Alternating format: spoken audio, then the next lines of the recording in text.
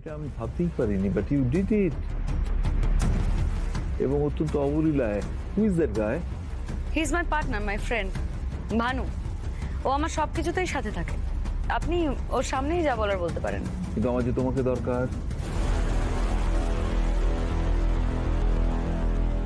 Bhanu, if you don't mind you may go out. আমার নিশার সঙ্গে কিছু পার্সোনাল কথা আছে।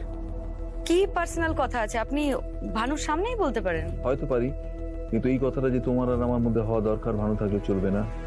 Bhanu, you can go out please. ভানুকে কফি বা চা খাইয়ে ওকে এন্টারটেইন করো। Okay sir. স্যার আসুন।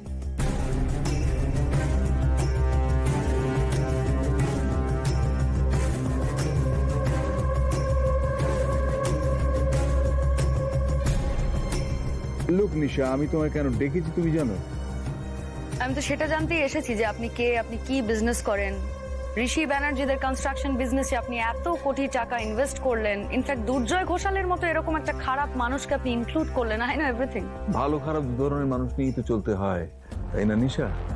তোমার সম্পর্কে তোমার কি ধারণা? তুমি ভালো না খারাপ কোনটা? মিস্টার চক্রবর্তী, আমি তো আমার জায়গায় দ্য বেস্ট। Very good. আমি তোমায় কেন ডেকেছি জানো? নেশামিত্র অন্ধকারে তীর ছোড়ে না, তাই আপনি আমাকে কেন ডেকেছেন সেটা সোজাসুজি বললে ভালো হয়। তুমি যে কাজটা করো সেটা কয়েক গুণ বড় আকারে আমি তোমায় দিয়ে করাতে চাই।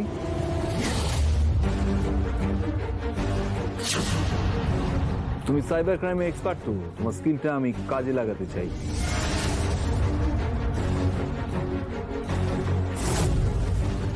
এতদিন যত অঙ্কের টাকা তুমি স্ক্যাম করেছো তার চেয়ে চতুর্গুণ অঙ্কের টাকা তোমাকে দিয়ে স্ক্যাম করাতে চাই। এটাই আমার মূল বিজনেস।